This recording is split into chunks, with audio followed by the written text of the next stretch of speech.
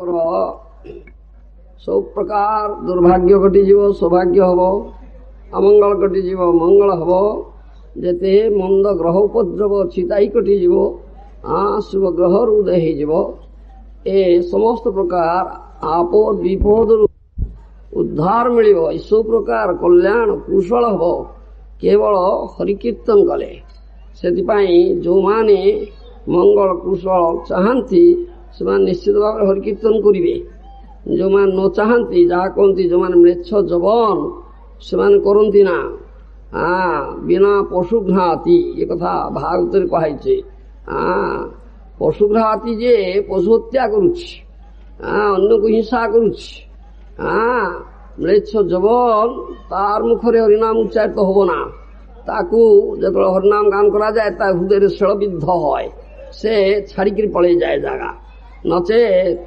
जो माने भक्त जो माने सज्जन जो माने प्रकृत विवेकी लोग विचारवंत लोग ज्ञानी प्राज्ञ लोग बुद्धिमान लोग से निश्चय हरिकीर्तन करेंगे कुशल मंगल किए न चाहे सेटा कथा यहाँ हूँ असल कथा एवं कलिजुगे अन्य गति ना हरे नाम नाम केवलम कलौ नास्तेव नास्तेव नास्तेव गतिर अन्यथा ये वेदवाणी ये वेद कही कपल कल्पित कहानी नुहे अन्न गति ना अन्न गति ना अन्न गति ना हरे नाम केवल एकमात्र हरिनाम आश्रय करने पड़ो नाम बिना भजन बिना गति ना से समस्त शास्त्र साधु महाजन गण एक तार स्वरे उद्घोषणा कर जो माने आपण मानकर मंगलाकांक्षी से माने कथा कही जाइछन्ति आम मैंने आसीचु से कथा कहवाई आम मैंने समस्त मंगल कामना करुचे श्रुदम सर्वभूतान समस्त जीव जगतर मंगलाकांक्षी बंधु होउछन्ति भगवान से भगवान अवतीर्ण होउछन्ति ए धराधाम रे ए बाणी प्रचार करुछन्ति 500 वर्ष तले भगवान श्री चैतन्य महाप्रभु आसथिले जे कहले आमा बिना बंधु आर किए आछे तुमार मो छड़ा किए बंधु अछि तुमार जे कि सब आपण मंगल चिंता आम मंगल चिंता कर से हरिनाम प्रचार कले कहीं नाम बिना अन्न गति ना कली काल ए हूँ कथा से अनुरोध करें समग्र जगत हरिनाम प्रचार करुचु पदयात्रा करुचु उच्चस्वर बहुभक्त मिलित ही कीर्तन कर राज्य को ये अंश को ये ग्राम को बा सहर को आज आमर पदयात्रा आसी आपणकर ये समस्त ग्रामवासी मान को उद्बोधन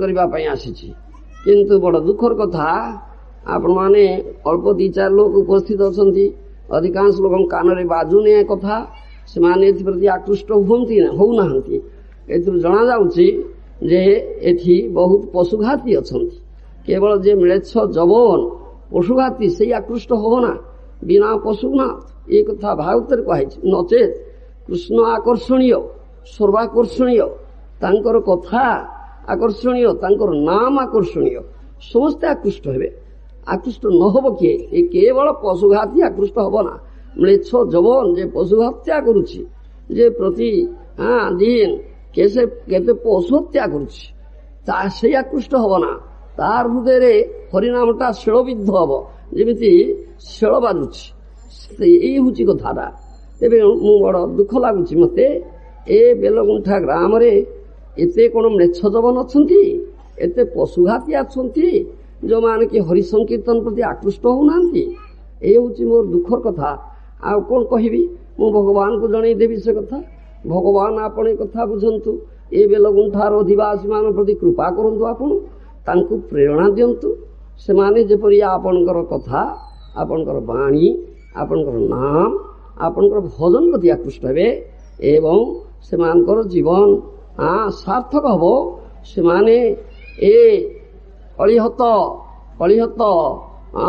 संसार ये पापासक्त संसार उद्धार पाई आपन धाम को जीवे मोर ये प्रार्थना भगवान को निकट रे करूछि आ कोन करिवे मु कौन करी मत बड़ दुख लगुच केवे आम प्रति बहुत जगह बुली आसला प्रचुर लोक आसती किंतु ये विपर्जय देखुची ଏଇଠି ବିପର୍ଯ୍ୟୟ ଦେଖୁଛି। ଏପରିକି ମୁଁ ପାଶ୍ଚାତ୍ୟ ଜଗତକୁ ଯାଉଛି, ଏମାନେ ଆସିଛନ୍ତି, ସେଠି କେତେ ଲୋକ ଆସୁଛନ୍ତି ଆକୃଷ୍ଟ ହେଇକି, ଯେଉଁମାନେ ପ୍ରକୃତରେ ମ୍ଲେଚ୍ଛ ଯବନ ସେମାନେ ଆକୃଷ୍ଟ ହଉଛନ୍ତି।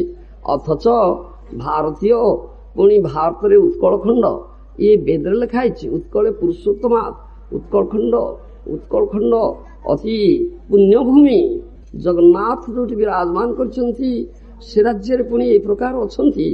ଏ ମୋର କଳ୍ପନାର ବାହାରେ ଅତି ଦୁଃଖ ସହିତ କହୁଛି।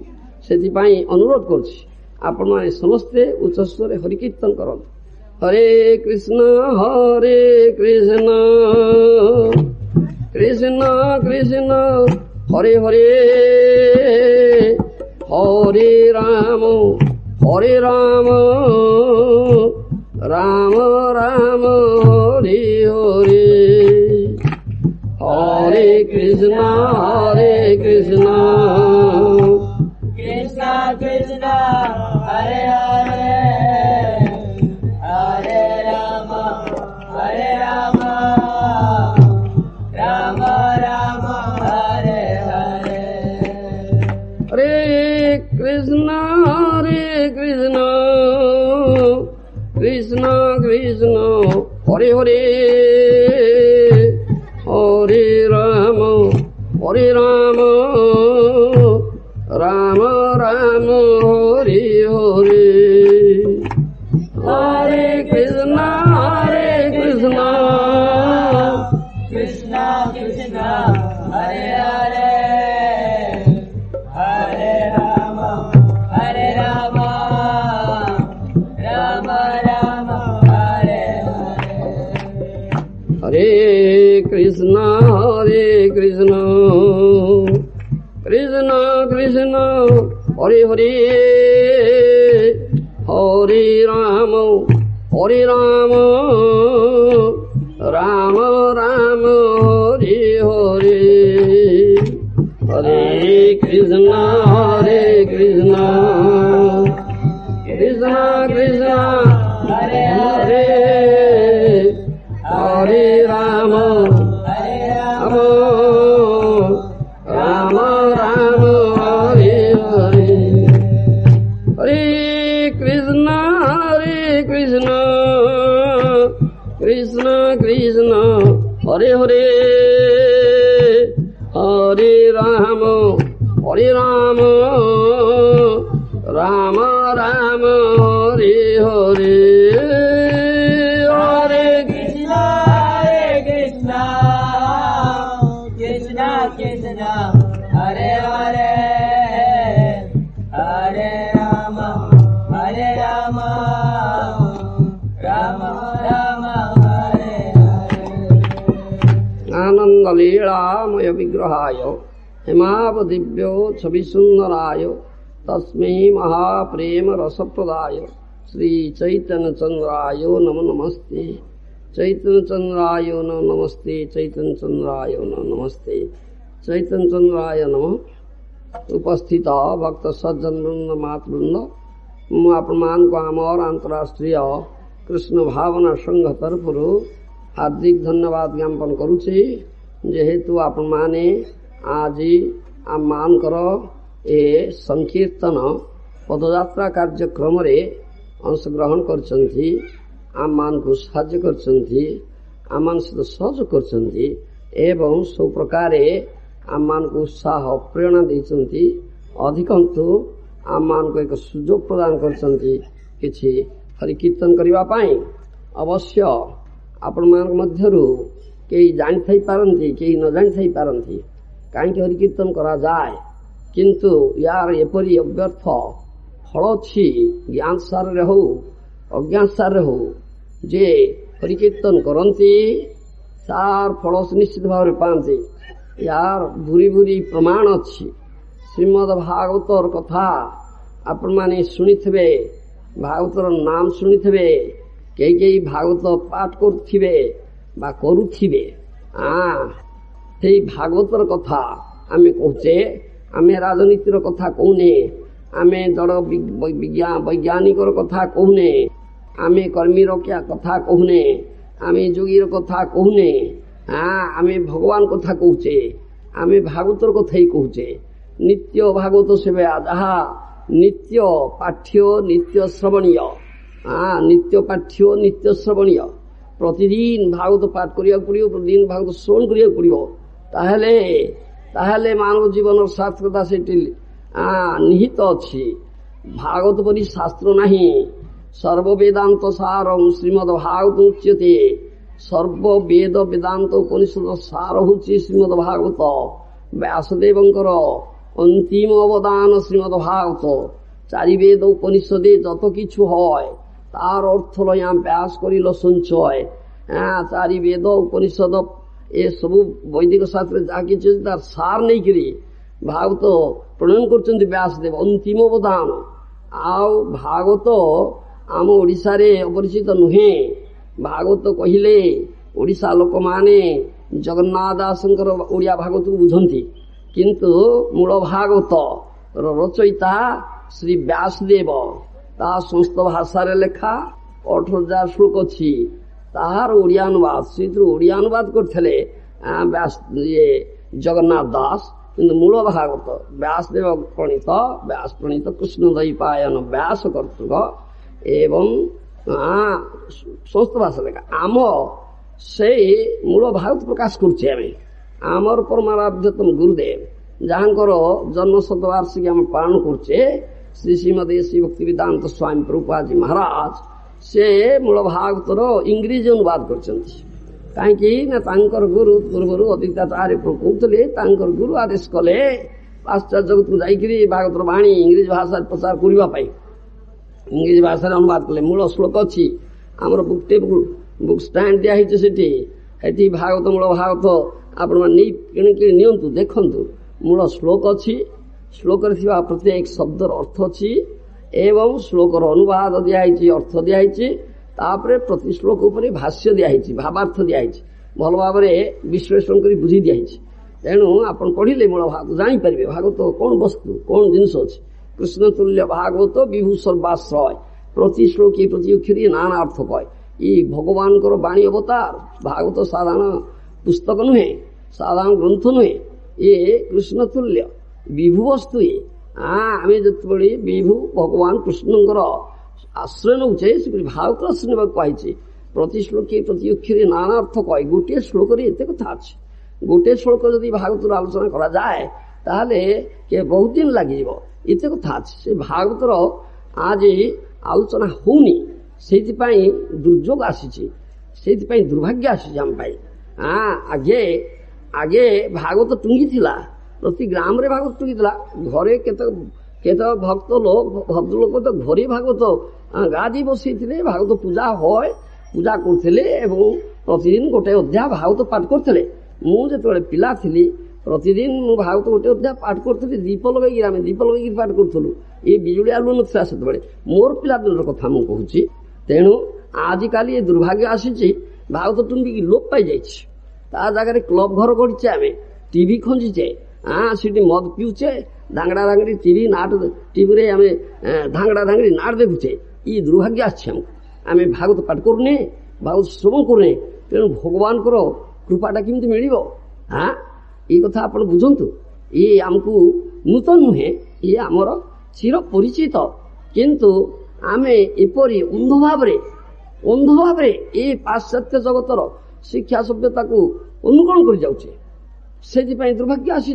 से महाजनगण जहाँकर दूरदृष्टि अच्छी से चिंता कले विषय ए विपद आसी जाउछी भारत जो भारत साधारण भूखंड नुहे भारत देवभूमि वेदरे भारत नाम लेखा अच्छी एपर लेखा अच्छी भगवान को जिते अवतार अतीत होता भविष्य हम सब भारत ही हम ये कथा लेखा अच्छी भारत ए प्रकार भूखंड तेणु भारत जे मनुष्य जन्म होती श्रीमान चैतन्य महाप्रभु कहले भारत भूमि थे मनुष्य जन्म होगा जार जन्म सार्थक कर परोपकार महाप्रभु बाणीटा गोटे विचार करंतु जो मान विवेकी लोक जो मान विचारवंत लोक से विचार करेंगे जो मान अविवेकी कान एगुड़ा पशब ना तांकर विचार धारा को एगुड़ा आसब ना मु विवेकी विचारवंत लोक ज्ञानी प्राज्ञ लोक बुद्धिमान लोक कथा कहूँ ତାହା ନହେଲେ ଅବିବେକୀ ବିଚାରହୀନ ପଶୁ ପରି ଜୀବନ ଯାପନ ଯେ କରୁଛନ୍ତି ତାଙ୍କ କାନରେ ଏଗୁଡ଼ା ପଶିବ ନା। ସେମାନଙ୍କର ଗତିଟା କି ସେମାନେ କଣ ଗତି ହବ ସେମାନେ ଚିନ୍ତା ହିଁ କରୁନାହାନ୍ତି। ଆରେ ପରବର୍ତ୍ତୀ ଜନ୍ମ ଆମର କଣ ହବ, ଗତିଟା କୁଆଡେ ହବ, ଏ ଚିନ୍ତା ଆସୁନି। ଏଇ ଦୁଃଖର କଥା, ଏଇଟା ଦୁଃଖର କଥା। ଭାଗବତରେ କଥା ସେଇଥିପାଇଁ କୁହାଯାଇଛି ଯେ ଲବ୍ଧ୍ୱା ସୁଦୁର୍ଲଭମ୍ ବହୁ ସମବାନ୍ତେ ମାନୁଷ୍ୟ ମର୍ଥତ ମନିତ୍ୟମ ଅପି ଧୀର। ଲକ୍ଷ ଲକ୍ଷ ଯୋନି 84 ଲକ୍ଷ ଜୀବ ଯୋନି ଅଛି, 80 ଲକ୍ଷ ଇତର ଯୋନି ଅଛି, 14 ଲକ୍ଷ ଆଣି ମାନବ 4 ଲକ୍ଷ ପ୍ରକାର ମାନବ ଯୋନି ଅଛି। ଏ ଲକ୍ଷ ଲକ୍ଷ ଇତର ଯୋନି ଭ୍ରମଣ କଲା ପରେ ସୁଦୁର୍ଲଭ ମାନବ ଯୋନି ମିଳେ। ଏ ହଠାତ୍ ମିଳିଯାଏନି ଆପଣଙ୍କୁ। ଆପଣ ଭାବନ୍ତୁ ଏପରି ଲକ୍ଷ ଲକ୍ଷ ଇତର ଯୋନି, କିଏ ସେ ପଶୁ ଯୋନି, ପକ୍ଷୀ ଯୋନି, କୀଟ ଯୋନି, ପତଙ୍ଗ ଯୋନି, ଥାବର ଯୋନି, ଜଳଜୀବ ଯୋନି, ଏହିପରି କେତେ ଲକ୍ଷ ଲକ୍ଷ ଯୋନି ଭ୍ରମଣ କଲା ପରେ ଦୁର୍ଲଭ ମାନବ ଜନ୍ମ ମିଳିଛି। ଆଉ ଏ ମାନବ ଜନ୍ମକୁ ଦୁର୍ଲଭ କୁହାଯାଉଛି। କ୍ୟାଁ କୁହାଯାଉଛି ଆକୁ? ଏ ବିଷୟରେ କେହି ପ୍ରଶ୍ନ କରୁଛି କେବେ? କେହି ଜିଜ୍ଞାସା କରୁଛି କେବେ? ଏ ଦୁର୍ଲଭ ଜନ୍ମଟା ମତେ କାହିଁ ମିଳିଛି, ୟାର ଉଦ୍ଦେଶ୍ୟ କଣ? କେତେ ଜଣ ପ୍ରଶ୍ନ କରୁଛନ୍ତି? ଏଇଟା ହଉଛି କଥା। ସେତେ ଭାଗବତରେ କୁହାଯାଇଛି ଲବ୍ଧ୍ୱା ସୁଦୁର୍ଲଭମ୍ ବହୁ ସମବାନ୍ତେ ମାନୁଷ୍ୟ ମର୍ଥତ ମନିତ୍ୟମ ଅପି ଧୀର। ଲକ୍ଷ ଲକ୍ଷ ଯୋନି ଭ୍ରମଣ କଲା ପରେ ଦୁର୍ଲଭ ମାନବ ଜନ୍ମ ମିଳିଛି। ଆଉ ଏଟା ଅନିତ୍ୟ, ଖୁବ୍ ସ୍ୱଳ୍ପ ସମୟ ପାଇଁ ମିଳିଛି। ଏ ଜୀବନ ଅନିତ୍ୟ, କିଏ ଜାଣେ କାହାର ଆଜି ମୃତ୍ୟୁ କାଳ ହେଇଯିବ ଉପସ୍ଥିତ।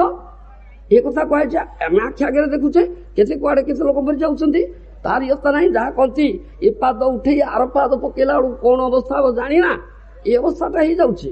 ତେଣୁ ଏଇ ପ୍ରକାର ଅନିଶ୍ଚିତତା ଅଛି। କିନ୍ତୁ ସ୍ୱଳ୍ପ କାଳ ପାଇଁ ମିଳିଥିଲେ ସୁଦ୍ଧା ଅର୍ଥ ବୋଇଲେ ଏଇ ଜନ୍ମରେ ପରମାର୍ଥ ଲାଭ ହବ। ଏଇ ମାନବ ଜନ୍ମରେ ପରମାର୍ଥ ଲାଭ, ଅନ୍ୟ ଜନିରେ ପରମାର୍ଥ ଲାଭ ହବ ନା। ଇତର ଜନିରେ ପରମାର୍ଥ ଲାଭ ହବ ନା, କୌଣସି ଜନିରେ ହବ ନା, କେବଳ ମାନବ ଜନିରେ ହବ। ପରମାର୍ଥ କହିଲେ କଣ? ପରମାର୍ଥ କହିଲେ ଧର୍ମ ଅର୍ଥ କାମ ମୋକ୍ଷ କହନ୍ତି 4 ପୁରୁଷାର୍ଥ ବା ଚତୁର୍ବର୍ଗ। ତା ଉପରେ ପଞ୍ଚମ ପୁରୁଷାର୍ଥ ପରମ ପୁରୁଷାର୍ଥ କୃଷ୍ଣ ଭକ୍ତିକୁ କହନ୍ତି ପରମାର୍ଥ ଲାଭ। ଏଇ କୃଷ୍ଣ ଭକ୍ତି ବା କୃଷ୍ଣ ଚେତନା, ପୂର୍ଣ୍ଣ କୃଷ୍ଣ ଚେତନା ଲାଭ କରିବା ପାଇଁ ଏ ଦୁର୍ଲଭ ମାନବ ଜନ୍ମ ମିଳିଛି। ଏ ଭାଗବତରେ କୁହାଗଲା। ଏଇଟା ଆମେ ମାନବ ଜନ୍ମ ପାଇ ଯଦି ତା ନ କରିବା, ସେ ଦିଗରେ କିଛି ପ୍ରଚେଷ୍ଟା ନ କରିବା, ସେଇ ପଶୁ ପରି ଜୀବନ ଯାପନ କରିବା, ପଶୁର ଚେତନାରେ ରହିବା। ପଶୁ ଜାଣେ 4ଟି ଜିନିଷ, ଆହାର ନିଦ୍ରା ଭୟ ମୈଥୁନ। ଏଇ 4ଟି ଜିନିଷ ପଶୁ ଜାଣେ। ପଞ୍ଚମ କଥା ଜାଣେ ନା, ଆତ୍ମା କଥା ଜାଣେ ନା, ଭଗବାନ କଥା ଜାଣେ ନା। ସେ ଚେତନା ପରିସରକୁ ଆସିବ ନା। ତାର ଯାହା କହନ୍ତି ଆବୃତ ଚେତନା ବା ସଂକୁଚିତ ଚେତନା ସ୍ତରରେ ସେ ଅଛି। ତେଣୁ ଆମେ ଦୁର୍ଲଭ ମାନବ ଜନ୍ମ ପାଇ ଯଦି ପଶୁ ଚେତନାରେ ରହିବା, କେବଳ ଆହାର ନିଦ୍ରା ଭୟ ମୈଥୁନ ପଥରେ ଧାବା ନମା କଣ ମିଳିବ? ଏ ଚଷୁକୁଟା କାରବାର ଅନେକଙ୍କର ହିଁ ମନରେ ଆସୁଛି। ଚାଲ ଥଣ୍ଡା ହେଲାଣି, ଶୀତ ହେଲାଣି, ଘରକୁ ଯିବା, ଦିଟା ଖାଇବା, ଆରାମରେ ଶୋଇବା। କେମିତି ଖାଇବା, କେମିତି ଶୋଇବା, କେମିତି ଆତ୍ମରକ୍ଷା କରିବା, କେମିତି ମୈଥୁନ କରିବା, ଏଇଟା ପୋଷ୍ଟା ଜାଣୁଛି। ଆମେ ଯଦି ସ୍ଥାୟୀ କରିବା ଏବଂ ଚାରିପଟେ ଧାରଣା ନେବା, ସେଇଥିପାଇଁ ପଛ କହିକିରି ଆଡେଇକିରି ପଳେଇ ଯାଉଛନ୍ତି। କୋଉଥିପାଇଁ ଆଡେଇକି ପଳେଇ ଯାଉଛ? ଏଇଥିପାଇଁ ପଳେଇ ଯାଉଛ। ଖାଇବା ଶୋଇବା ଆରାମ କରିବା ଗଲେ ଏଥିରୁ କଣ ମିଳିବ? ଥଣ୍ଡା କାକରେ ଏଠି କାହିଁ ବସିବା? ଚଷୁକୁଟା କାରବାର ଏ କଥାରୁ କଣ ମିଳିବ ଆମକୁ? ଏ ବିଚାରଟା ମନରେ ଆସୁଛି ନା। ତାହେଲେ ଆମେ ପଶୁ ଧର୍ମ ଯାହାଜନ କରୁଛେ, ଆମେ ମଣିଷ ଧର୍ମ ଯାହାଜନ କରୁନେ। ମାନବର ଯୋଉ ଉଦ୍ଦେଶ୍ୟ, ଦୁର୍ଲଭ ମାନବ ଜନ୍ମର ଯୋଉ ଉଦ୍ଦେଶ୍ୟ, ସେ ଉଦ୍ଦେଶ୍ୟ ସାଧନ ପାଇଁ ଆମେ କିଛି କରୁନେ। ଏଇଟା ହଉଛି କଥା। ତାହେଲେ ପରବର୍ତ୍ତୀ ଜନ୍ମ ନିଶ୍ଚୟ ପଶୁ ଜନ୍ମ ହବ। ଏଇଟା ସତ କଥା। କର୍ମାନୁଯାୟୀ ଜନ୍ମ ହବ। ଏଇଟା ତ କର୍ମାନୁଯାୟୀ ଜନ୍ମ ହବ। ଯେମିତି କର୍ମ କରିବ ତଦୁଯାୟୀ ଫଳ ମିଳିବ। ସେ ହଉଛି କଥା। ସେଥିପାଇଁ ଗୀତାରେ ଭଗବାନ କୃଷ୍ଣ କହିଲେ ଯଜ୍ଞାର୍ଥାତ୍ କର୍ମଣ ଅନ୍ୟତ୍ର ଲୋକୟଂ କର୍ମ ବନ୍ଧନ। ତୁମର କର୍ମ ଯଦି ଯଜ୍ଞାର୍ଥାତ୍ ନ হয়, ଯଜ୍ଞାର୍ଥ କହିଲେ କଣ? ଯଜ୍ଞ ପୁରୁଷ। ଭଗବାନ କୃଷ୍ଣ ବା ବିଷ୍ଣୁକୁ ଯଜ୍ଞ ପୁରୁଷ କୁହାଯାଏ। ସବଇ ଯଜ୍ଞ ବୋଲି ବେଦରେ କୁହାଯାଉଛି, ଯିଏକି ଯଜ୍ଞର ଫଳ ଉପଭୋଗକାରୀ। ହିଁ ସର୍ବଯଜ୍ଞାନଂ ଭୋକ୍ତା ଚ ପ୍ରଭୁରେବ ଚ।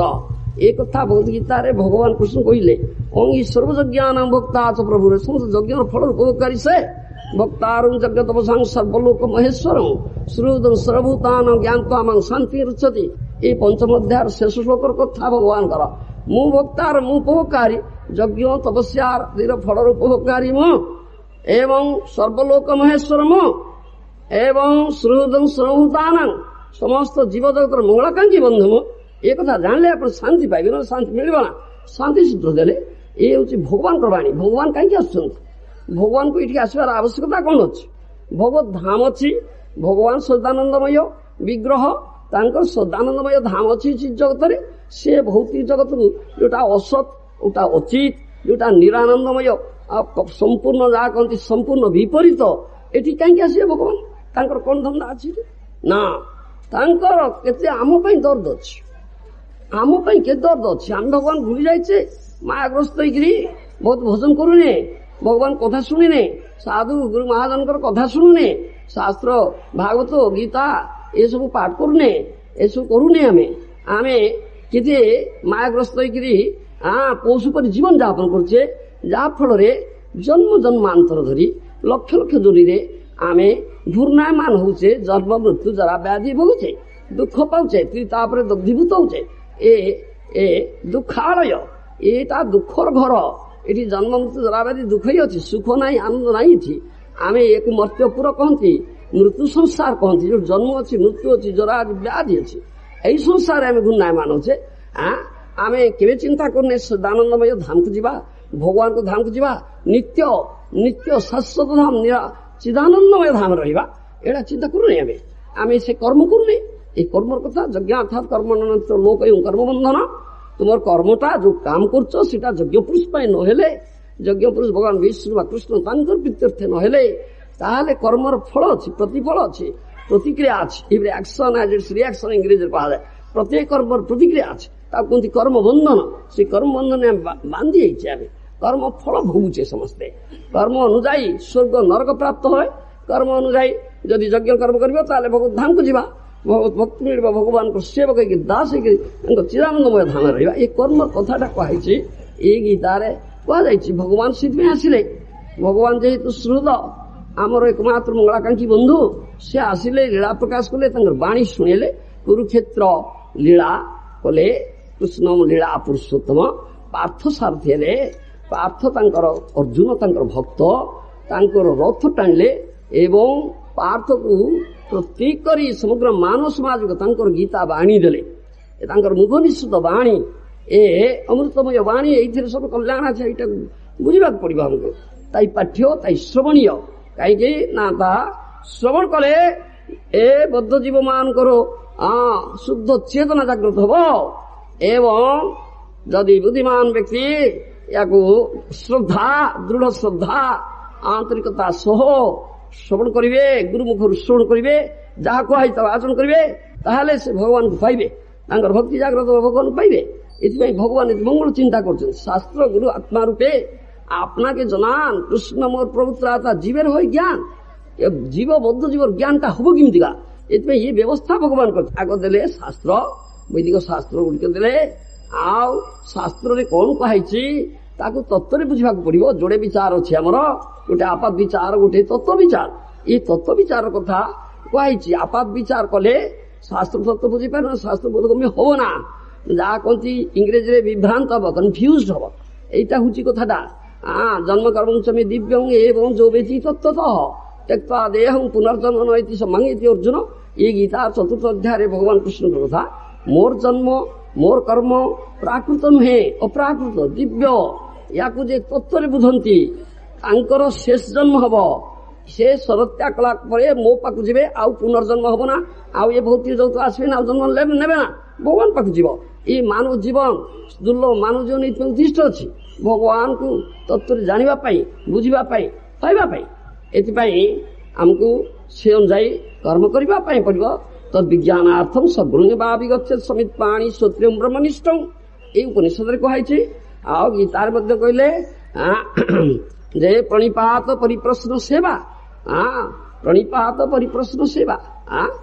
ଗୁରୁଙ୍କ ପାଖକୁ ଯାଇକରି ପ୍ରପନ୍ନ ହବ, ତା ହଉଛି ପ୍ରଣିପାତ, ସେବା କରିବ, ବିନୟ ସହକାରେ ତତ୍ତ୍ୱ ଜିଜ୍ଞାସା କରିବ। ମୁଖେ ମୋର ସ୍ୱରୂପ କ'ଣ, ଭଗବାନ କେ, ଭଗବାନ ସହିତ ସମ୍ବନ୍ଧ କ'ଣ, ମୁଁ କାହିଁ ଦୁଃଖ ପାଉଛି, ମୁଁ କ'ଣ ଦୁଃଖ ପାଇବାକୁ ଏଠିକି ଆସିଛି,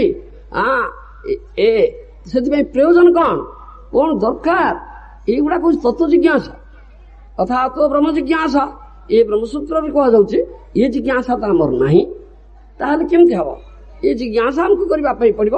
ମାନବ ହିଁ କରିବ ଜିଜ୍ଞାସା, ପଶୁଟା କରିବ ନା, କୁକୁର କରିବ ନା, ସୁଗର କରିବ ନା, ବିରାଡ଼ି କରିବ ନା, ସାପ କରିବ ନା, କୀଟ କରିବ ନା, ପତଙ୍ଗ କରିବ ନା, ଏ କୌଣସି ପଶୁ କରିବ ନା। ତାର ଚେତନା ଆବୃତ ଚେତନା, ସଂକୁଚିତ ଚେତନା, ମାନବର ଚେତନା, ଉନ୍ମେଷିତ ଚେତନା। ତେଣୁ ମାନବ ପାଇଁ ଦିଆଯାଉଛି ଏଗୁଡାକ। ମାନବ ଜୀବନକୁ ସେଥିପାଇଁ ସୁଦୁର୍ଲଭ ଯୋନି କୁହାଯାଇଛି। ଏଥିପାଇଁ ଭଗବାନ ଆସୁଛନ୍ତି, ଲୀଳା ପ୍ରକାଶ କରୁଛନ୍ତି।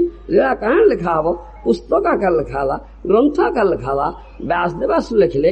ତାପରେ ତାଙ୍କ ନିଜ ଜନ ସାଧୁଗୁରୁ ମହାଜନ ମାନଙ୍କୁ ପଠେଇଲେ, ସେମାନେ ପ୍ରଚାର କରିବେ। ଦେଖି ତତ୍ୱାଚାର୍ଯ୍ୟ ଯେ ତତ୍ତ୍ୱଜ୍ଞାନ ପ୍ରଦାନ କରିବେ, ଏ ବ୍ୟବସ୍ଥା କରିଛନ୍ତି। शास्त्र गुरु आत्मा रूपे अपना के जना कृष्ण मोर प्रभु त्राता जीवर हो ज्ञान ताना जीवर ज्ञान हो ना कृष्ण मोर प्रभु कृष्ण मोर त्राता उधर करता है जीवर बद्ध जीवर हो केमती ये व्यवस्था अच्छे किंतु एगुड़ाक आम लुप्त हो जाऊे एगुड़ाक आम भूली जाऊे एगुड़ाक धार धारुने आम प्रबल भाव ये भौतिकता पक्षे धाइचे प्रबल भाव अंध भाव जहाँ कहले पाश्चात्य चाकचक्य पाश्चात्य शिक्षा सभ्यता को अनुकरण कर जाऊे ये विपद आम पर आसी से महाजन मान व्यवस्था एमाने आसछन्ति आज एमाने आपनको कथा कहबे आपण सुनले आपनको लाज मारिबो अरे आमे भारतीय ही आमे कथा कहि पारनु जानि पारनु अथवा एमान पुछन्ति एमानकर ऐश्वर्यर बहुत ऐश्वर्यर कोनसे अभाव नै तांको राज्य रे के जणे लोक पादरे चलंती ना समस्त कार रे चलंती तीन सारी रास्ता अछि आपण जे जाइथिबे देखिथिबे केडे सुंदर रास्ता एटी तो आपण रास्ता गड़गड़िया रास्ता रास्ता कड़े हगी पकाउछन्ति दुर्गंध से रास्ता केते परिष्कार केते चौड़ा एकमुखी रास्ता मामुई होबो ना धक्का लागिबो ना ये होबो ना 300 रास्ता ऊपर रास्ता भुई रास्ता भुई तले रास्ता जीवा आसवा जीवाको रास्ता ये फिरबाको गोटे रास्ता ये प्रकार गोटे गोटे लोक पाद चले प्रचुर ऐश्वर्य अछि आउ रास्ता रे खंडे खंडे टिकना टुकड़ा कागज के पकई परिबा नै जे पकईबो जरिमाना संग संग हे जिवो ये प्रकार कोडा नियम अच्छी परिष्कार परिच्छन हाँ किंतु एते ऐश्वर्य थाइला शांति मिलला ना शांति पाइले ना कहाँ एते शांति मिले ना जाक धन जदि प्राण दीता हाँ धनी राजा न मरंता धरा मर होता रावण महाजन वाक्य अच्छे धनटा जदि आपको प्राण दिंता धन से तो मरंता नहीं से मर जाए रावण धरा मर होता रावण ठाई रावण परि ऐश्वर्यवान कहीं नथिले स्वर्णमय लंका पुर करदेला लंकार घर गुड़ाक सब सुना तैयार कर आपड़ चाल छपर घर कर माटी घर कर धन लोक चुन धौला घर कर कोठा घर कर सुना घर कर स्वर्णमय अथच से तो मरीगला इटा कथा धरा मर हता रावण तांको ये धन ऐश्वर्य से राज्य रे प्रचुर अच्छी जहाँ कहले कई पादे चलना नुआ गाड़ी आणले कार आणले जदि टिके बिगड़ा रास्ता से छाड़ी पड़ेले ना सुनले ना गोटे नुआ कार आनिबा ये प्रकार ऐश्वर्य गोटे जगार ट्रेन आसो नहीं सब गाड़ी गुड़ा जमा कर दी ये गदा है सब कार गाड़ी गदा है जोटा टिके भी फोपाड़ी देले ये प्रकार ऐश्वर्य से राज्य अच्छे आप बुझे आपन तो गरीब आपण कौन अच्छे आमर भगवान अच्छा बहुत भजन कर भारत भूमि लोक मैंने बहुत भजनशील भोजन परायण ये भगवान अवतार हो भक्तगण अच्छा आम जदि एटा भूली जा एटा कर्णपात करवा ना हाँ अल्लाह या दुर्भाग्य हो कौन अच्छे आम पकई आप बुझु चिंता करते मुझे कथा कहती कर्म अनुजाई स्वर्ग नर्क प्राप्त हो कर्म अनुजाई जन्म हो जड़े बेंग हो जड़े साप हो जड़े कीट हो जड़े पतंग हो 84 लाख जीव कौन हो मनीष हो कर्म कर कर्मर फल अनुजाई ये सब चार जन्म पूरे हुए ये जन्म पाइब यहाँ हूँ कथा आ मनीष भर देखा हाँ जड़े सुश्री जड़े कदाकार किए काला किए छोटा किए अंध हो कोणा हाँ किए धनवान किए गरीब किए विद्वान किए मूर्ख हाँ ये गुड़ा कहीं हूँ सब ये कर्म फल पूर्व जन्म कर्म फल आम कर्म करते तार फलस्वरूप एगुड़ा आस कर्म अनुजाई गुड़ा कहूँ से कर्म फल फलटा ध्वंस हम केमती से कौन चिंता अच्छे यज्ञार्थात कर्म लोक कर्म बंधन कारण कर्मटा आप यज्ञार्थात न तो कर्म बंधन हम ये गीतार एक शिक्षा देले भगवान कृष्ण विष्णु यज्ञ पुरुष प्रीत्यर्थ कर्म हम समस्त कर्म हम प्रतिक्षण प्रति मुहूर्त आम जो कर्म ताई हम सीटा ही शिक्षा दि जाए ना तो कर्म बंधन है हाँ बहु उदाहरण अच्छी आप देखु किए इंद्र होता देवराज इंद्र होता स्वर्ग राजा होता से घुषुरी जन्म पाइला हाँ देवराज इंद्र होता घुषुरी जन्म पाइला उपनिषद गल्प अच्छी हाँ देवगुरु बृहस्पति अपमान कला अभिशाप पाइला सुकर भव ସେ ଘୁଷୁରି ହେଲା ଦେବରାଜ ସ୍ୱର୍ଗର ରାଜା ହେଇଥିଲା। ତୁମେ ଏଇଠି କଣ ହେଇଛ? ତୁମେ ଖୁବ ବଡ ହେଲେ ଗୋଟେ ମନ୍ତ୍ରୀ ହବ କି ମୁଖ୍ୟମନ୍ତ୍ରୀ ହବ କି ପ୍ରଧାନମନ୍ତ୍ରୀ ହବ, ଏଇଟା ବାଟ ସ୍ୱର୍ଗର ରାଜା ହେଇଛି। ସେ କେଡେ ଐଶ୍ୱର୍ଯ୍ୟମୟ ଦେବ ଭୋଗ ଭୋଗ କରୁଛି।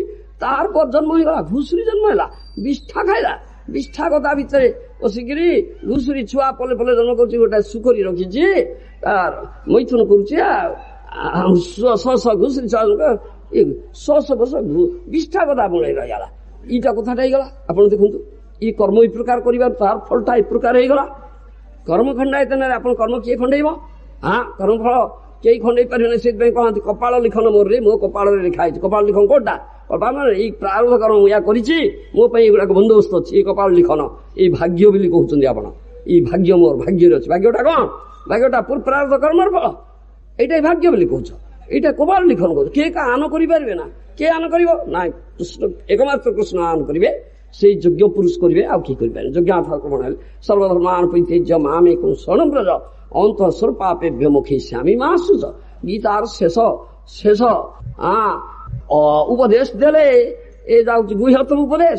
সমস্ত ধর্ম পরিত্যাগ করে মোর চরণের একমাশ্রিত হব, তাহলে কଣ হব? অহংতস্বর পাপেভ্য মুখে স্যামি মা। ভয় করো না, ନିର୍ଭୀକ ଭାବରେ ଆସିଥିବ।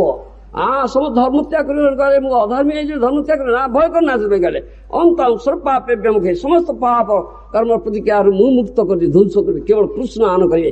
କୃଷ୍ଣ ଛଡା କେହି ଆନ କରିବେ ନା। କପାଳ ଲିଖନ, କେହି କର୍ମ ଫଳ ଖଣ୍ଡେଇ ପାରିବେ। କର୍ମାଣି ନିର୍ଦହନ୍ତି କିନ୍ତୁ ଭକ୍ତି ଭାଜଂ।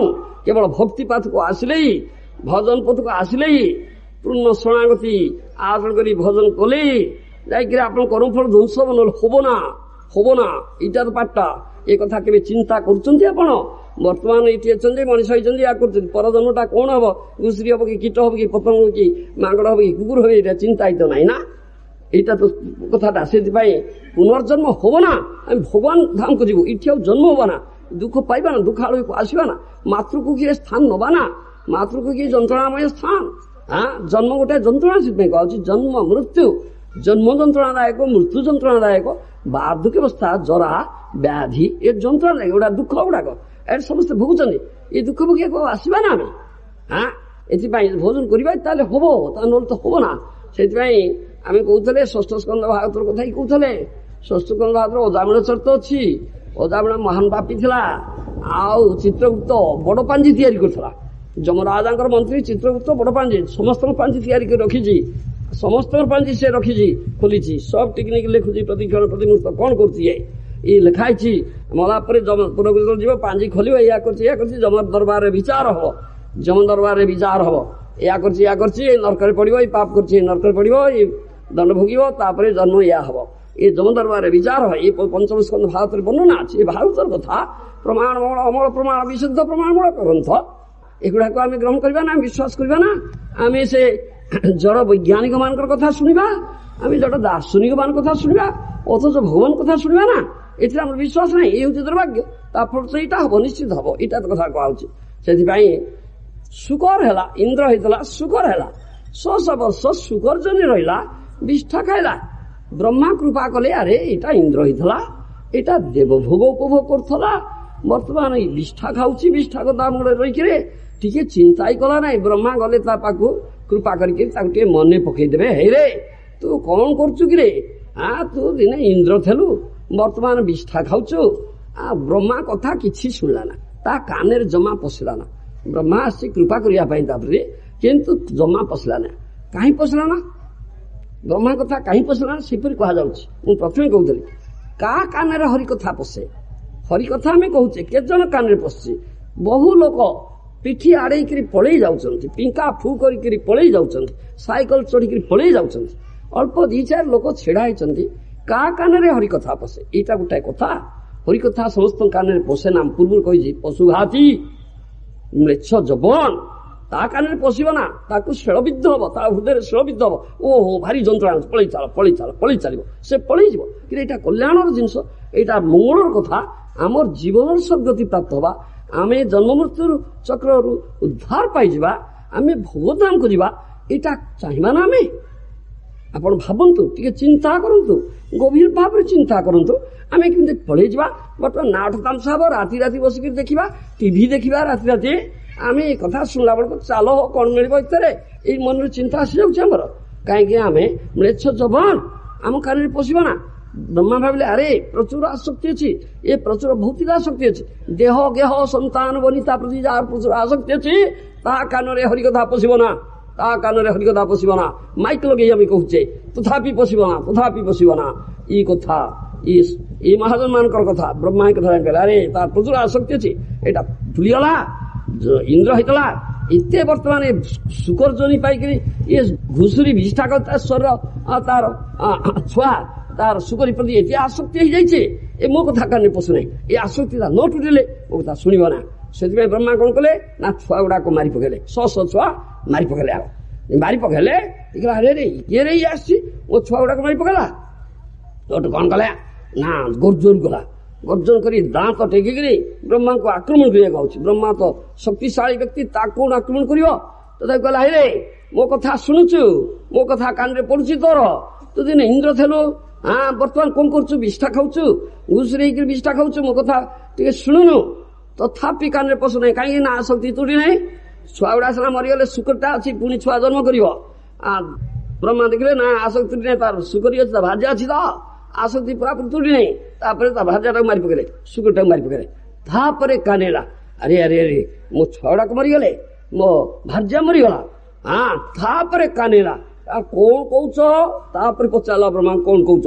ଏ ଭୌତିକ ଆସକ୍ତି ନ ତୁଟିବା ପର୍ଯ୍ୟନ୍ତ ଏ ହରିକଥା କାନରେ ପଶିବ ନା, ହରିକଥା କାନରେ ପଶିବ ନା। ଆମର ପ୍ରବଳ ଆସକ୍ତି ଅଛି, ଏତେ ଆସକ୍ତି ଅଛି ଆମର। ଏ ହରିକଥା କହିଲେ ସୁଦ୍ଧା ସାଧୁ ଆସୁଛନ୍ତି, ମହାଜନ ଆସୁଛନ୍ତି, ଭଗବାନ ଆସୁଛନ୍ତି, ଭାଗବତର କଥା କୁହାହଉଛି। ଆମେ ଅନ୍ୟ କଥା କିଛି କହୁନୁ, ଅଥଚ କାନରେ କାହିଁ ପଶୁନାହିଁ? ଏଇଟା ହଉଛି ତାର କାରଣ। ଆମେ ଏତେ ଦୂର ଆସକ୍ତ ହେଇ ପଡିଛେ, ଏ ବିଷ୍ଠା ଖାଇବା ପ୍ରତି ଏତେ ଆସକ୍ତ ହେଇ ପଡିଛେ। ଆମେ ଏ ଭୌତିକ ଉପଭୋଗ ମାନେ ବିଷ୍ଠା ଖାଇବା ଏଥିପ୍ରତି ଏତେ ଆସକ୍ତ ହେଇଯାଇଛେ। ଏ ହରିକଥା ମଙ୍ଗଳମୟ, ଅମୃତମୟ, ସୁମିଷ୍ଟ, ଇ ଆମ କାନରେ ପଶୁନା, ଆମକୁ ପିତା ଲାଗୁଛି, ଆମକୁ ପିତା ଲାଗୁଛି। ଏଇଟା ହଉଛି କଥାଟା। ତାପରେ ପଚାରିଲା ବ୍ରହ୍ମାଙ୍କୁ। ବ୍ରହ୍ମା କହିଲେ ତୁ ଇନ୍ଦ୍ର ଥିଲୁ, ତୁ ଦେବଭୋଗ କରୁଥିଲୁ, ଦେବତା ମାନଙ୍କ ରାଜା ଥିଲୁ, ଇନ୍ଦ୍ର ରାଜା ଥିଲୁ, ଏ ସ୍ୱର୍ଗ ରାଜା ଥିଲୁ ପରା।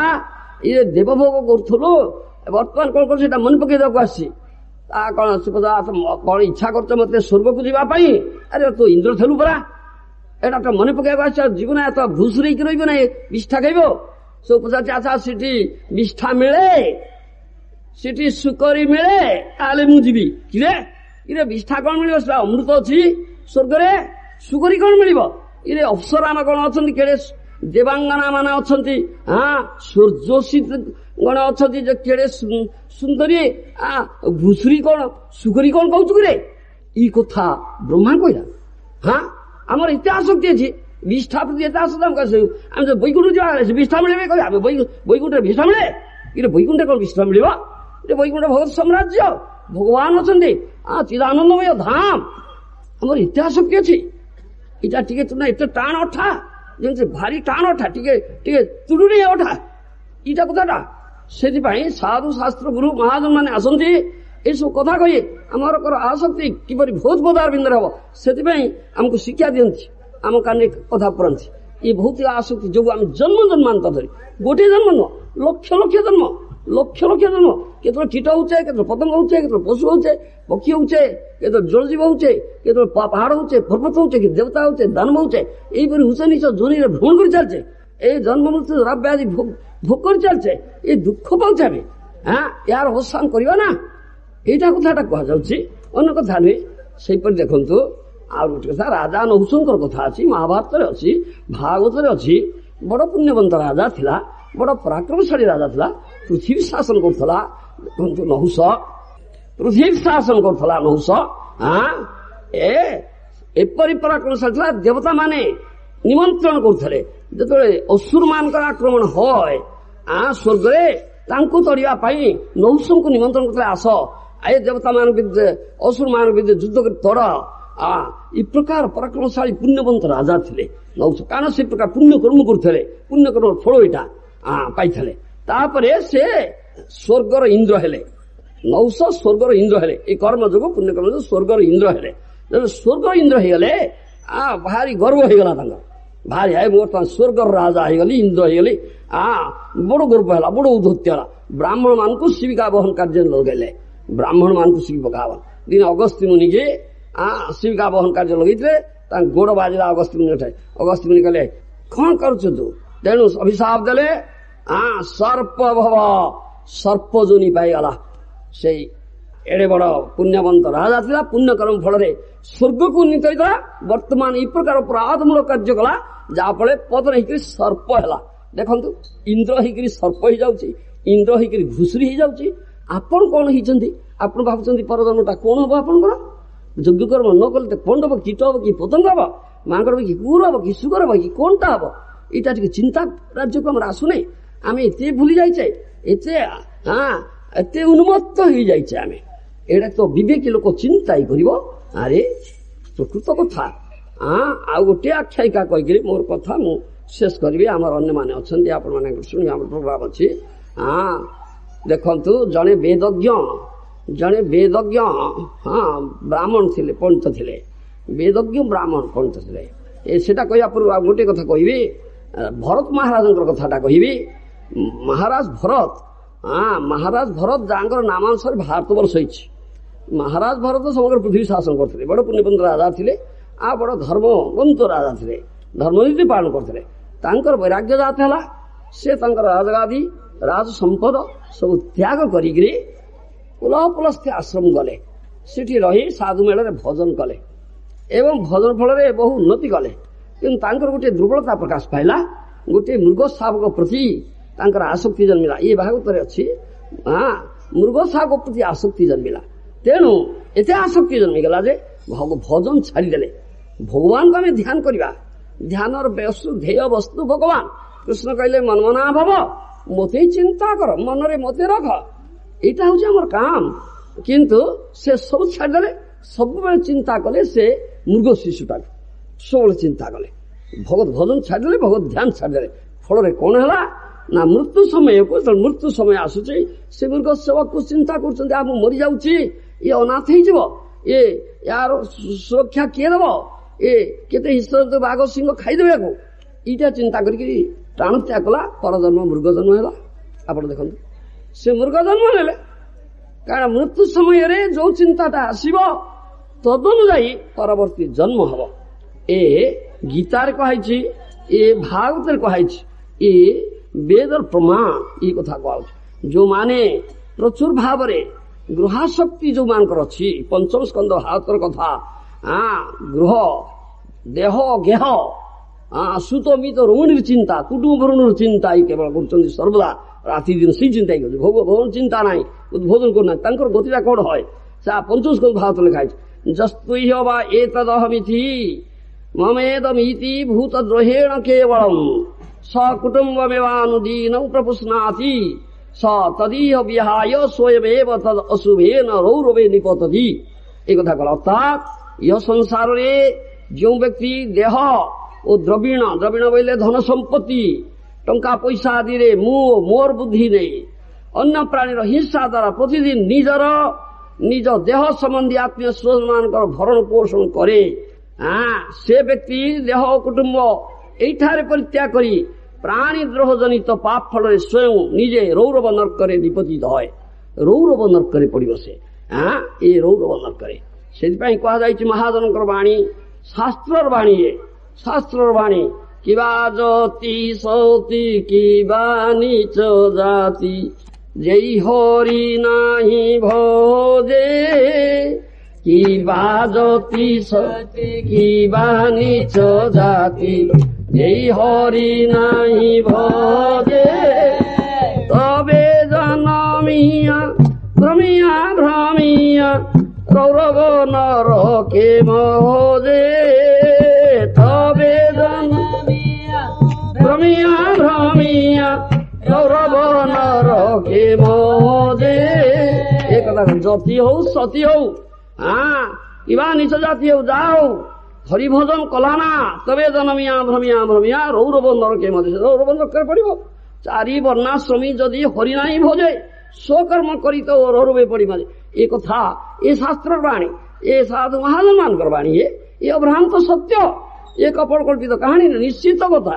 निश्चित घटना हम ये कथा यहाँ तो कथाटा जो मान विवेकी लोक विचारवंत प्राज्ञ लोक विचार करंतु से मृत्यु समय जीवन सफल हम तुम मानव जीवन सफल ही चाहिए यहाँ जना पड़ो के मृत्यु समय जना पड़ो मृत्यु समय जना जन्म लाभ परपुंसा अंते नारायण स्मृति जदि अंत काल देह त्याग समय नारायण भगवान नारायण स्मृति आसे भगवान नारायण नाम उच्चारण कर हरे हरि कृष्ण इत्यादि भगवान नाम स्मरण कर उच्चारण कर जन्म सफल है कहीं ना भगवान को स्मरण कर देह त्याग कले भगवत धाम करवा ए मृत्यु संसार को आसवा ना ताई कथा कहा अंत काले स्मरण मुक्ता कले वर ज प्रयाति स मदभाव जाति नास्त्यत्र संशय ये गीतारे भगवान माने अंत काल मृत्यु समय मते स्मरण कर शर त्याग करे मो पाखु जाए ये संदेह नहीं से आसो ना ना अन्य चिंता आसीगले तो पुणी ये जन्म हवा कौन जन्म हम तार सब विचार जमपुर हम जम कहे ये काम कर जन्म हम ये विचार हम ये नरक पड़ू आगे 1000 वर्ष दंड पाऊ ये जन्म नब ये जमपुर हम पंचम स्कंद भारत में सब कथा लिखाई एक अपकल्पित कहानी नहीं भागवत अमल प्रमाण विशुद्ध प्रमाणमूलक ग्रंथ भूलभटका नहीं भागवत भगवान वाणी अवतार ये कौन उपन्यास नुहे गप नुहे ढंग नुहे ये सब कथा या अस्वीकार जे करे भागवत जे ना माने से जबन सम तार शास्त्र से जन्मे जन्मे प्रभु जब भागवत मानव ना कहना ना ये कबल कल्पित कहानी से बेड़े जवान हो से अपराध होगा तेणु कहली महाभारत आख्यायिका पुराण आख्यायिका अच्छी गोटे वेदज्ञ ब्राह्मण थिला वेद पढ़ी वेद ज्ञान आहरण कर वेद तत्व जाने ना से कौन करता जाऊला रास्तार जाऊँगी देखला गोटे जगार बड़ सुमिष्ट सुस्वादु खाद्य जमा लड्डू जलफी रसगोला पलौ प्रभृति बड़ स्वादु सुस्वादु खाद्य जमा अरे ये रास्ता पर कौन जमा खाद्य गुड़ाक ब्राह्मण माने साधारणतः लोभी खाइबा लोभी था नृत्यंती भोजन विप्राय कथा कहे हाँ तब खाइला तब भोजन गला बड़ सुंदर सुस्वाद खाद्य जमा खाइला तार साथी के जन थे खाइबा भाई आस आस आस खा खा कड़े सुंदर खाद्य मिली सारी खाइले तापर केते वर्ष पर मृत्यु है मृत्यु हबार जमपुर गले जमपुर चित्रगुप्त पांजी खोजला ये कौन कर कहला या कर जमराज जम विचार कले हाँ कहले कौन जन्म हम ना भूत प्रेत जोनि रे माने यहाँ स्थूल शरीर मिल ना भूत प्रेत जोनि मिल सौटो से वेदज्ञ ब्राह्मण टी कहला कहीं आमको भूत प्रेत जोनि मिल ना तुम्हें धर्म व्यतिक्रम कर तुम्हें जज्ञ कर्म करना तुम्हें ब्राह्मण लोक हाँ थी कि ब्राह्मण कर्म ही तो करना ये धर्म व्यतिक्रम कर संबंध मत शौचम हाँ क्षांति आहार्जम ये ज्ञान विज्ञान आस्त्रिकम ब्रह्म कर्म स्वभाव जो गीतार ये कथा कहे ब्राह्मण जे प्रकृत तार स्वाभाविक कर्म हबार कथा तुम्हें एवं करना हाँ तुम्हें धर्म व्यतिक्रम कर्म करना तुम्हें जे से खाद्य को खाइच आउ तुम सांग मान खाइच सीटा कौन जड़े भूत उपासक जड़े भूत प्रेत जे पूजा करे से रास्ता उपरे से खाद्य हाँ भूत प्रेत उद्देश्य अर्पण करूला तुम्हें ताऊ खाइल ये जो कर्म कल तार फलटा कुआड़े जीव से तुम्हें भूत प्रेत जोनि एवं मरु प्रदेश ये जमराज विचार देले हाँ ये तो निश्चित हम धर्मराज से तो विचार से तो कई उल्टा कर पारे ना हाँ कड़ा विचार सीठी तुम्हें कला को धड़ा कर ना धड़ा को कला कर ना फांकी पार ना चित्रगुप्त सब लिखिकी रखी तुम पांची तैयारी कर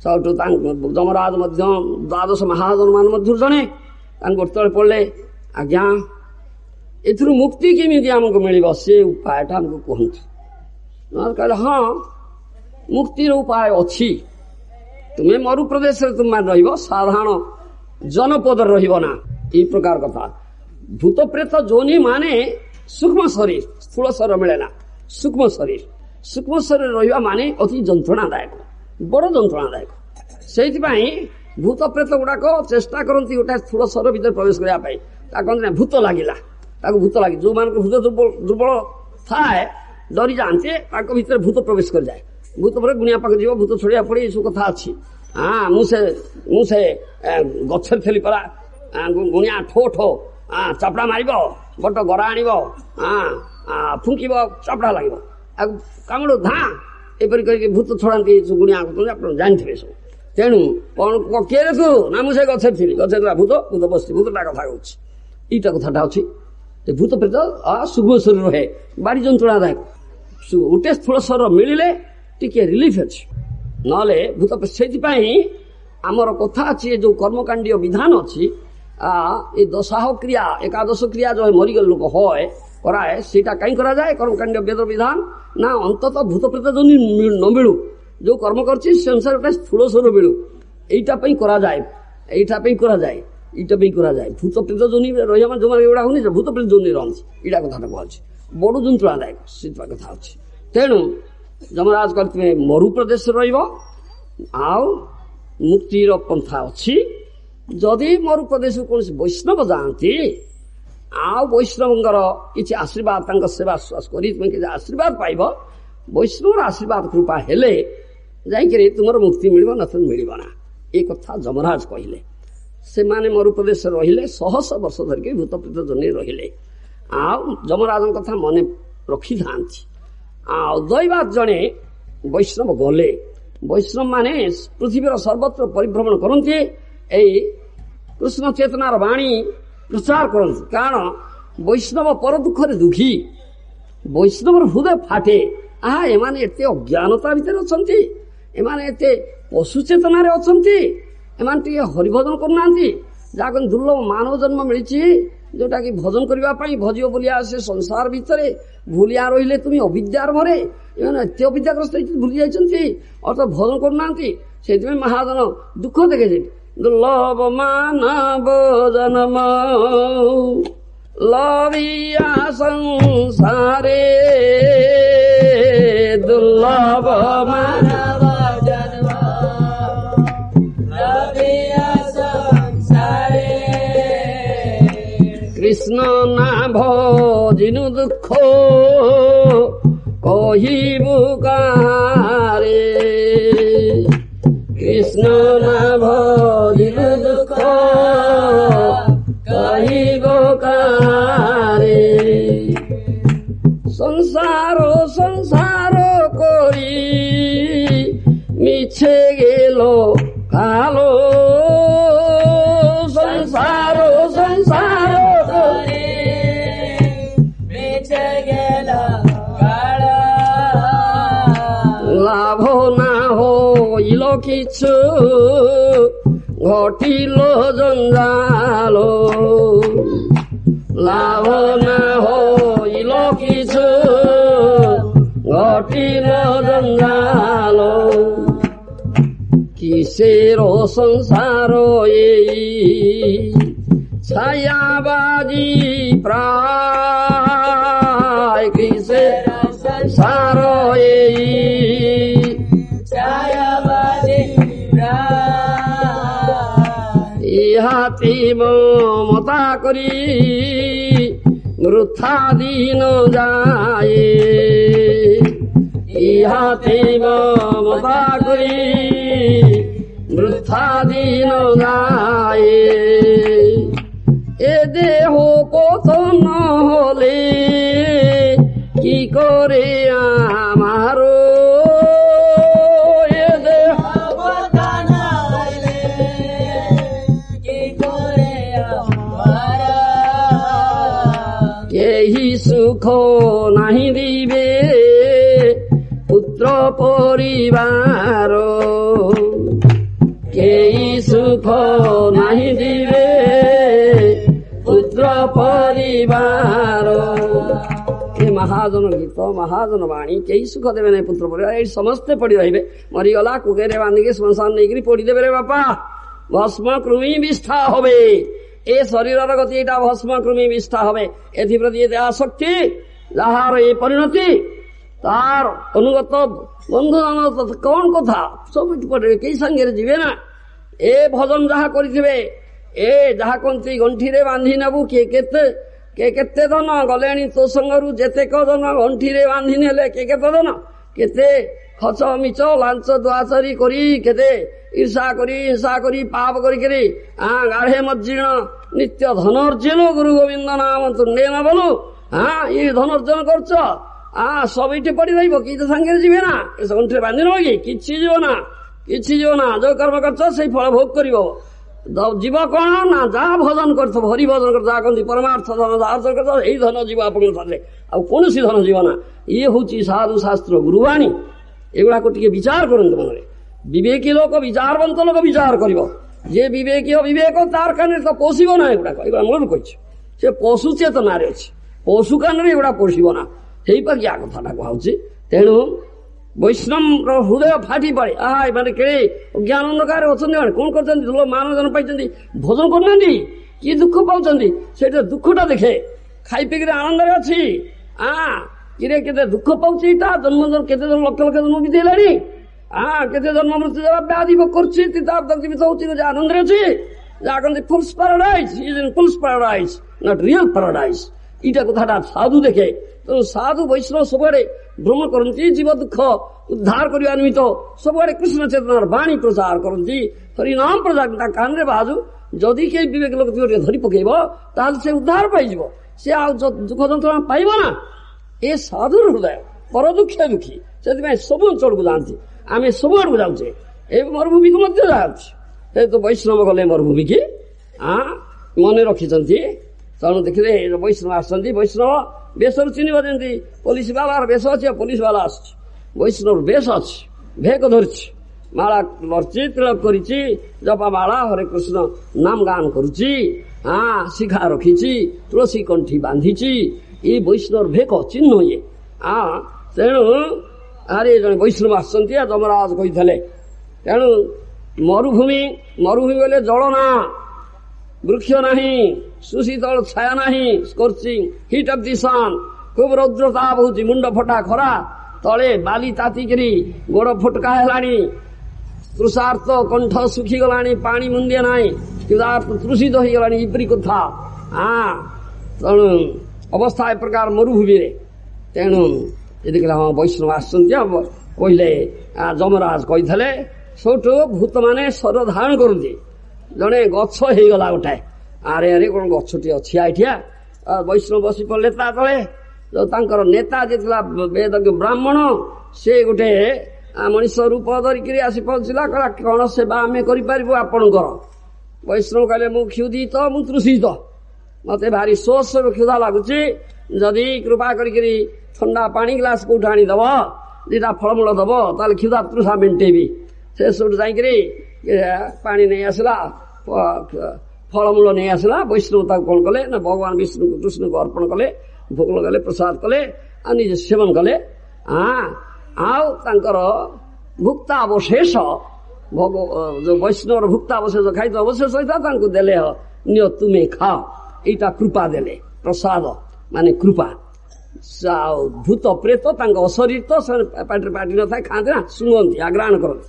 ସେମାନେ କେବଳ ଆଗ୍ରହଣ କଲେ, ଆଗ୍ରହଣ କଲା କ୍ଷଣି ତାଙ୍କର ସେ ଭୂତ ପ୍ରେତ ଇଏରୁ ମୁକ୍ତି ପାଇଗଲେ। ବୈଷ୍ଣବ କୃପା ମିଳିଗଲା, ଆଶୀର୍ବାଦ ମିଳିଗଲା, ମୁକ୍ତି ପାଇଗଲେ, ସୁନ୍ଦର ଦେବତ୍ୱରୁ ଧାରଣ କଲେ। ତାପରେ ଆସି ବୈଷ୍ଣବଙ୍କୁ ପ୍ରଣାମ କଲେ, ଦଣ୍ଡବତ ପ୍ରଣାମ କଲେ। ବୈଷ୍ଣବ ଆଶ୍ଚର୍ଯ୍ୟ ହେଇଗଲା, କି କଣ କଥା ତୁମର, କଣ ହେଇଥିଲା? ସେ ସବୁ କଥା କହିଲେ, ଏ ପ୍ରକାର ହେଇଥିଲା, ଆମେ ଏପରି କର୍ମ କରିଥିଲୁ, ତେଣୁ ଭୂତ ପ୍ରେତ ଜନେଇଥିଲୁ। ଯମରାଜ କହିଥିଲେ, ଯାହା ଆପଣ ସୌଭାଗ୍ୟ ହେଲା। ତେଣୁ ତାଙ୍କର ଏଇ ମୁକ୍ତି ମିଳିଲା। ତେଣୁ କର୍ମ ଫଳରୁ ମୁକ୍ତି କେମିତି ମିଳିବ? କର୍ମ ଦ୍ୱାରା ସ୍ୱର୍ଗ ନରକ ପ୍ରାପ୍ତ হয়। ଯେମିତି କହିଲେ ପୁଣ୍ୟ କର୍ମ କଲା ତ ସ୍ୱର୍ଗ ରାଜା ହେଲା, ଦେବଜନ ପାଇଲା। ପୁଣି ପାପ କର୍ମ କଲା, ଏପରି ଅପରାଧ ମୂଳକ କର୍ମ କଲା, ଇନ୍ଦ୍ର ଘୁଷୁରୀ ହେଲା, ଇନ୍ଦ୍ର ସର୍ପ ହେଲା, ସ୍ୱର୍ଗ ନରକ ପ୍ରାପ୍ତ হয়। ଆଉ ସେ ଯଜ୍ଞ କର୍ମ ହେଲେ, ଭକ୍ତି ପରମାର୍ଥିକ ଧାରାକୁ ଆସିଲେ, ଭଜନ ପଥକୁ ଆସିଲେ, ତୁମେ ଭଗବତ ଧାମକୁ ଯିବ। ଏଇଟା କଥାଟା କୁହାଉଛି। କୃପା, ବୈଷ୍ଣବର କୃପା, ସାଧୁ କୃପା ଜରିଆରେ ଭଗବାନଙ୍କର କୃପା ମିଳେ। ସାଧୁ ବୈଷ୍ଣବ ମହାଜନଙ୍କର କୃପା ଜରିଆରେ ଭଗବାନଙ୍କର କୃପା ମିଳେ। ତାଙ୍କର କୃପା ହେଲେ ଯାଇକିରି ଆମର କର୍ମଫଳ ଖଣ୍ଡିତ ହବ, ନଚେତ କର୍ମଫଳ ଖଣ୍ଡିତ ହବ ନା। କର୍ମ ନିଶ୍ଚୟ ଯାହା ଫଳ କରୁଛ ତାର ଫଳ ତ ଭୋଗିବାକୁ ପଡିବ। ଆଜିଠି ମଣିଷ ହେଇଛ ବେଲଗୁଣ୍ଠାରେ, କାଲିକି ମରିଗଲେ କଣ ହବ ବାପା? ସେଟାର କିଛି କଥା ନାହିଁ। ଯେ ସ୍ୱର୍ଗରେ ରାଜା ହେଇଥିଲା, ସିଏ ତ ଘୁଷୁରୀ ହେଇଯାଉଛି, ସର୍ପ ହେଇଯାଉଛି, ଆମ କଥା କିଏ ପଚାରେ ବାପା? ଏଇଟା ଚିନ୍ତା କରନ୍ତୁ ଟିକେ, ଆପଣ ମାନେ ଭାବନ୍ତୁ। ଏଇଟା ଗଭୀର ଚିନ୍ତାର ବିଷୟ। ଏ ଦୁର୍ଲଭ ମାନବ ମିଳିଛି ଆମକୁ, ଆଉ ଜନ୍ମ ହବ ନା। ଆମେ ଭଗବତ ଧାମକୁ ଯିବା, ଭଗବାନଙ୍କ ଦାସ ଚିଦାନନ୍ଦ ଧାମ ରହିକରି ଭଗବାନଙ୍କର ନିତ୍ୟ ସେବାରେ ନିଯୁକ୍ତ ହବା, ଏତେ ଆମ ଲକ୍ଷ୍ୟ। ଏ ଦୁର୍ଲଭ ମାନବ ଜନ୍ମର ଉଦ୍ଦେଶ୍ୟ। ଏଥିପାଇଁ କିଛି କରିବା ନା ଆମେ। ଏ ସାଧୁ ମହାଜନ କଥା ଶୁଣିବା ନା, ଗୀତା ଭାଗବତ ପ୍ରତି ଏ ବାଣୀ ଶୁଣିବା ନା, କାନେଇବା ନା। ଆମେ ଯାହା କହନ୍ତି ପିଠି ଆଡେଇକିରି ପଳେଇ ଯିବା ଟଙ୍ଗ ଟଙ୍ଗ, ପିଙ୍କା ଟାଣିକିରି ଫୁ କରିକିରି, ଆରେ ପିଙ୍କା ଟାଣୁଛ, ଧୂମ୍ରପାନ କରୁଛ, ଭାଗବତରେ କୁହାଯାଏ ତ ପାପ କର୍ମ, ଏଇଟା କଳିର ସ୍ଥାନ। ଏ ତ ଅଜ୍ଞାନତା, ଜାଣିନା ଯେ ପାପ କରୁଛି ବୋଲି, ତା ଫଟା କଣ ପାପ ତ ନରକ ଯିବ। ଏଇଟା ତ ଜାଣିଥିଲେ କଣ ଏଇ କଥା କରନ୍ତା କି? ଆମେ ଇ ପ୍ରକାର ପଶୁ ଚେତନାରେ ଅତି ଜ୍ଞାନ ଅନ୍ଧକାରରେ ଅଛ ନେଇକି ଅଛେ, ଯେ ଜ୍ଞାନ ଆଲୋକ ଦେବା ପାଇଁ ଆସିଛନ୍ତି। ଆମକୁ ଜ୍ଞାନର ଆଲୋକ ଦେଇକିରି ଆମ ଜୀବନର ଆମକୁ ଉଦ୍ଧାର କରିବା ପାଇଁ ଆସିଛନ୍ତି। ତାଙ୍କ କଥା ଆମେ ଟିକେ ଶୁଣିବା ନା। ଆପଣ ଭାବନ୍ତୁ, ଚିନ୍ତା କରନ୍ତୁ, ମତେ ବଡ ଦୁଃଖ ଲାଗିଲା। କେବେ ଆମେ ଏତେ ପ୍ରତିଦିନ ଆମେ ନୂତନ ଜାଗାକୁ ଯାଉଛେ, ଆମେ କଥା କହୁଛେ, ପ୍ରଚୁର ଲୋକ ଆସୁଛନ୍ତି। ଏଇ ଗ୍ରାମରେ, ବେଲଗୁଣ୍ଠା ଗ୍ରାମରେ ମତେ ବଡ ଦୁଃଖ ଲାଗିଛି, ବଡ ଦୁଃଖ ଲାଗିଛି। କେହି ଆସିଲେ ନାହିଁ, ପଳେଇ ଯାଉଛନ୍ତି। ବରଂ କଥା କହିଲେ ସୁଦ୍ଧା, ମାଇକରେ କହିଲେ ସୁଦ୍ଧା ପଳେଇ ଯାଉଛନ୍ତି, ପିଠି ଆଡେଇକିରି ପଳେଇ ଯାଉଛନ୍ତି। ବଡ ଦୁଃଖ। ତଥାପି ମୁଁ ଆପଣମାନଙ୍କ ପାଇଁ ଭଗବାନଙ୍କର ପାଦ ପଦ୍ମରେ ପ୍ରାର୍ଥନା କରୁଛି, ସେ ଆପଣମାନଙ୍କ ପ୍ରତି କୃପା କରନ୍ତୁ, ଆପଣଙ୍କ ସଚେତନା ଦିଅନ୍ତୁ, ଆପଣଙ୍କୁ ଉପଯୁକ୍ତ ଚେତନା ଦିଅନ୍ତୁ, ଆପଣଙ୍କର ଜ୍ଞାନ ଅନ୍ଧକାର ଦୂର ହେଇଯାଉ, ଶୁଦ୍ଧ କୃଷ୍ଣ ଚେତନା ଜାଗ୍ରତ ହଉ। ଜାଗ୍ରତ ହଉ। ଆପଣମାନେ ଭଜନ କରନ୍ତୁ, ଗୃହେ ଥାକ, ବନେ ଥାକ, ସଦା ହରି ବୋଲି ଡାକ, ସୁଖେ ଦୁଃଖେ ଭୁଲ ନାକ, ବଦନେ ହରିନାମ କରରେ।